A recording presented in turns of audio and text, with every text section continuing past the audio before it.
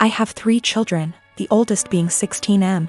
For my birthday last week my son went out and bought me this swinging hammock chair that I had been wanting for 2 years, and it cost him quite a bit of his saved money, which I fully intend to put back into his bank account so he can continue saving.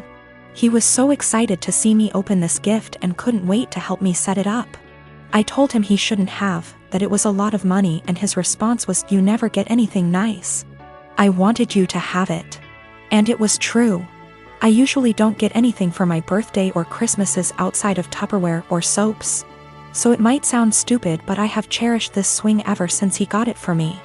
Especially where I finally have something nice that's mine. My sister-in-law comes over once a week to see all of us, and she immediately headed straight for my swing, which my son hooked up on our deck. I told her to please not sit on it, and she said, "Is there a weight limit?" So I told her yes, 250 pounds, and I even showed her the box to confirm. She was not upset about this. She just said, "That's a bummer. They need to make something capable of holding us big girls." I simply agreed with her and went about my business. At this point my husband shows up from work. When I went inside to grab us some drinks, her and my husband are talking on the porch, and not even 5 minutes later I hear a loud crash. I go out and sure enough she had sat in my swing, and the crochet netting around the hook snapped on one side, causing her to fall right on her ass. She is sitting there laughing, gets up and says, "I guess I need to learn to listen." So I lost it. As I said above, I literally never get anything nice. Never.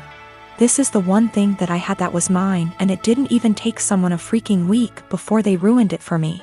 So I said, "I literally just told you not even 20 minutes ago that it would not hold you, and to please not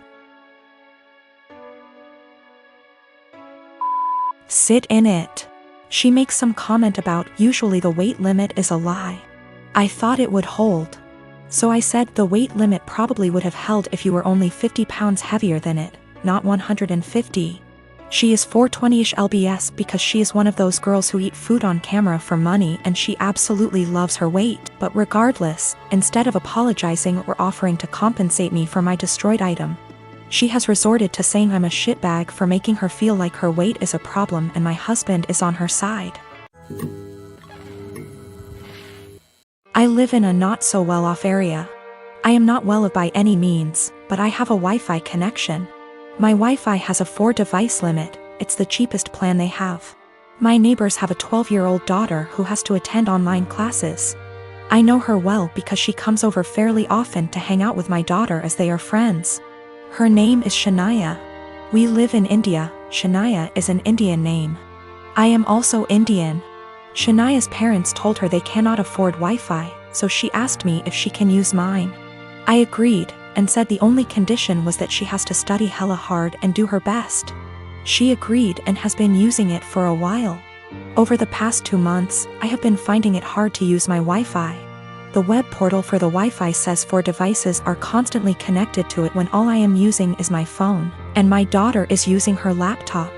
Sometimes, my daughter can't connect to her own classes and uses data. I asked Shania about it last week, and she said her parents forced her to tell them the password and that they have been using it. I went and spoke to her parents about it, and said that it is only for her to be able to attend classes. They said they will stop using it. But over the week, 4 times my daughter's classes got interrupted because there were multiple devices trying to use it. Yesterday, Shania told me that our other neighbors also have the password and are also using it, that her parents gave it to them. I went and warned her parents again, said I will change the password, but they made false promises again and shut their door.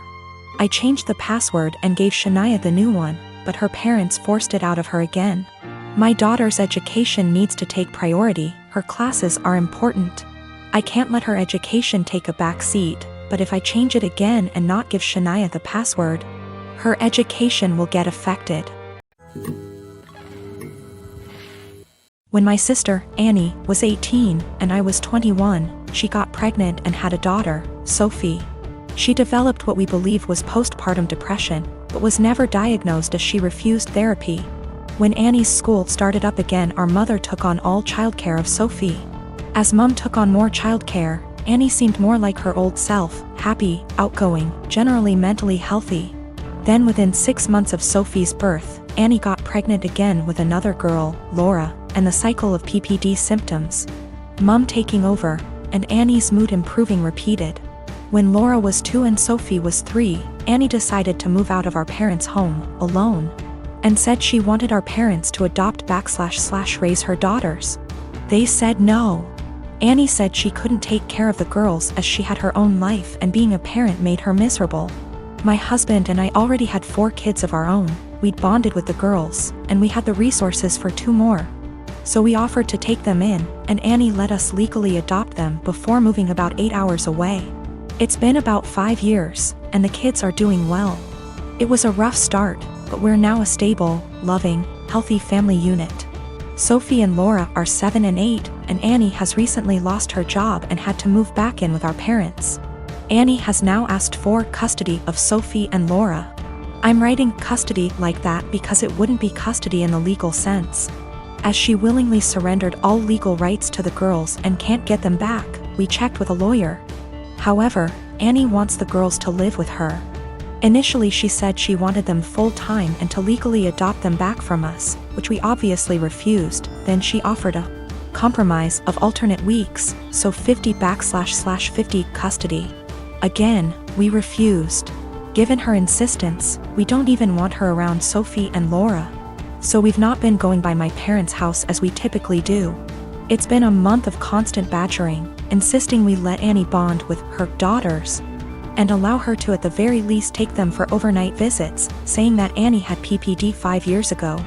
And now she's ready to be a parent. I've responded that we are not babysitters, we are Sophie and Laura's parents. They're in a good place and this will be detrimental to all 6 kids. And Annie doesn't get to step in now when she never stepped up in the first place. The response from my parents and Annie is that I'm being unsympathetic to her PPD and I should let her at least have a chance, rather than deem her unfit without giving her a chance to prove herself. Plus, given that we already have 4 kids other than them, Sophie and Laura could probably do with a smaller household, and saying we're being unreasonable for not allowing Annie to bond with her kids. I gave birth to my daughter weeks ago. My experience was pretty traumatic, and since it was my first, I had no clue what to expect. When I went into labor, I had the most difficult time of my life. I was in pain for hours. My mom was with me, but she had to go, and my husband was with me the entire time. I did something so embarrassing in the delivery room. I pooped myself, which was unexpected and I don't know, but it was embarrassing, and although my medical team were very professional about it, my husband couldn't help himself and started laughing about it later and even telling my family about it, but they didn't react. Just didn't find it funny, and neither did I. In fact, I found it embarrassing, and I already told him to stop bringing it up, especially when he started joking about getting me diapers for my opsies. It got really tiring and chipped away from my self-esteem and confidence. We were with his parents celebrating New Year's Eve together when I excused myself to the bathroom. While I was getting up, he made a quick remark and said, "Oh, yeah, you should go quickly because we don't want any accidents just like the one we had at the hospital. You know what I mean?" While blinking at me. His family actually laughed and brother-in-law commented, "Good one." I was astonished and so angry and ashamed. I literally just lost it on him and yelled at the top of my lungs, calling him a cruel and insensitive jerk, to be using the difficult experience of birthing his child as a joking matter and humiliating me in front of everybody. He was shocked, staring back at me and not saying a word. All went silent and I just stormed off to the bathroom till we left, and that was when he snapped, saying I messed up by talking to him like that in front of his family during dinner. I said I couldn't hold my tongue for that long, and after he kept joking about an embarrassing thing when I told him to stop. He said he was just joking, and I went overboard with my reaction, and also, I should have sucked it up and waited till we got home so we could address this privately, and I could even yell at him as long as I wanted. We argued about it after we got home, and he kept saying I humiliated him in front of his family during the celebratory evening by being petty and trying to one-up him. He even said I should have laughed along, not fly off the handle licks that